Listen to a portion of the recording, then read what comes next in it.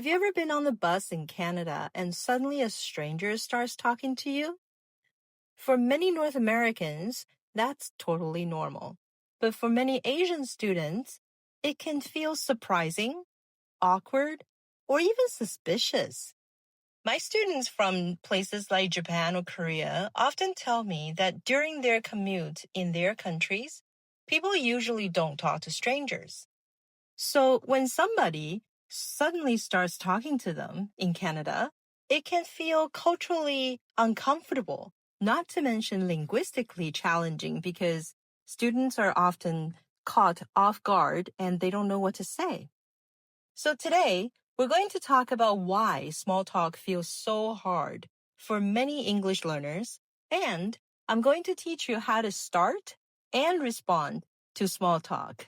Hopefully next time you'll feel more natural. Hi, I'm Kate. Welcome to this very first episode of Kate's Bite-Sized English podcast, where we learn the kind of English that people actually use in real life. I've taught many students from Taiwan, Japan, Korea, and other Asian countries, and one thing I hear very often is, I don't know how to start conversations. Or, I panic when strangers talk to me. And honestly, that makes complete sense. Because small talk is not just language. It's culture, it's timing, it's social interactions and expectations. In many English classrooms, and honestly, I've done it myself, we teach students what topics are acceptable for small talk. For example, we often tell our students it's okay to talk about the weather, sports, current events, or something happening around you. We also teach students the taboo topics that are usually too personal for casual small talk, like politics, someone's salary, or comments that could sound stereotypical or offensive. But here's the problem. Very rarely do we actually teach students what to do in a real life moment, because small talk is not rehearsed. It's spontaneous, and it happens suddenly. It could be that you're standing at a bus stop, you're waiting in line, or you're walking to class. Somebody says something unexpectedly. And many English learners freeze in those moments, not because they don't know English, but because they have never practiced reacting in real time. Many language learners think of small talk like a speaking test and get really nervous before they even open their mouths. Some students think small talk means be interesting, and they deny themselves from having a chance to engage in small talk because they don't think they're that interesting. But in fact, Canadians use small talk to break the ice and ease the awkwardness between two strangers. In other words, they're trying to make you feel better by starting small talk with you. Maybe understanding this warm intention can help put a smile on your face next time someone starts talking to you. So how do we start small talk? Good small talk usually starts with something much simpler. Shared experience. In Canada, people often start conversations using something both people are experiencing in that moment. For example, if you're waiting for a bus, you might talk about the weather, the bus being late, or how crowded it is. If you're on campus, you could talk about how much you want coffee and how long the line is. You could talk about how much homework you have, or you could talk about what classes you're taking. The goal is not to impress people. It is simply to create a comfortable social connection.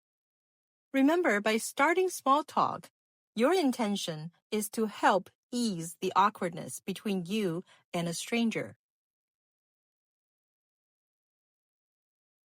Let's look at a few examples. Example 1, at a bus stop. Say you've been waiting at a bus stop for a while and you made eye contact with the person at the stop with you. You could say, I wonder why the bus is so late today. Or, it must be really busy today. Or, it's such a beautiful day today, hey? These are just simple observations. They're not deep, they're not dramatic, but they open the door for social interaction. Example 2. On campus. Let's say you're on campus and you noticed that the campus cafe is really crowded. You could say, this cafe is always so busy. Then maybe the other person would respond, yeah, I have a class in 7 minutes. Then you could continue the conversation naturally. Okay, so there is a back and forth between me and a stranger. How do I continue after the first sentence? Here's a simple pattern that may help. Observation, question, and follow up. For example, this cafe is always busy. That's an observation. Then you could ask, have you tried their cinnamon buns? That's a question. You could follow up with, you should definitely try one. They are to die for. Notice that the conversation grows slowly. You don't need perfect English. You don't need amazing stories. You just need a little curiosity and small reactions. Another important aspect of engaging in small talk is practicing response phrases. So it helps to rehearse small natural reactions in your spare time. I'm learning Japanese on Duolingo right now, and I like to practice phrases and sentences while I'm doing mindless tasks, like house chores, in the shower, or, in fact, I really like doing it when I'm drying my hair because no one can hear me. Remember, by practicing responses, I don't mean memorizing perfect conversations. What you need to do is to practice flexible responses. For example, exactly, or I know, right? Or really? Or no kidding? Or oh, I'm not sure. These small sentences and phrases help conversations feel smoother and less stressful. The more familiar they become, the less likely you are to freeze next time someone talks to you. Okay, now let's make your English sound a little bit more natural. Sometimes textbook English can sound too formal in casual small talk.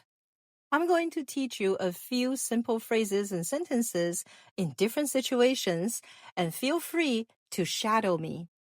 For instance, when you want to agree with someone, instead of saying, yes, I agree, try these. Yeah, exactly. Tell me about it. I know, right? That's true. Yeah, that happens a lot. Instead of saying, I don't understand, try these. Pardon me? Could you say that again? Sorry, I didn't catch what you said.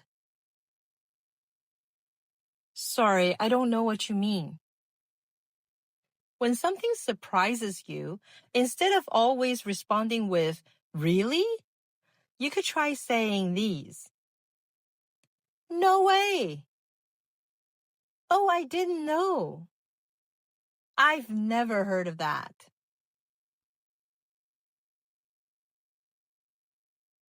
Okay, let's put what we have learned together. If you are starting small talk, remember the pattern. Observation, question, follow-up. Scenario 1. You've been waiting at the bus stop for a long time and you establish eye contact with another person. You could start with, I wonder where the bus is. Maybe something like an accident happened? Depends on what the other person says. You can then follow up with, well, I hope it gets here soon because I don't want to be late for school. Scenario 2. You have to respond to someone who starts small talk with you. You're standing in a long line waiting to order coffee. The person behind you says, they're really busy this morning. You could respond, is that right? This is my first time here, so I thought this is the norm. Scenario 3. The cashier says something, but you didn't hear her. You could say, sorry, I didn't catch that. And she says, I love your cell phone charms. They're so cute.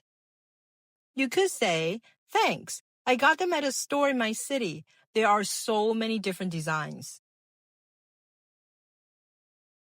I hope you've learned some useful tips and phrases to ease your anxiety around small talk. Remember, small talk is not about being impressive. It's about making two people who share a small moment feel more comfortable. And if small talk still feels difficult for you, you don't have to force yourself to engage. You can always observe how others do it first. Smile and nod, and jump in when you're ready. Small talk is a skill, and like any skill, it becomes easier with practice. Thanks for listening to the first episode of Kate's Bite-Size English. We're not just learning English here. We're learning how English actually works in real life. I'm Kate. A little English every day. That's how we do it.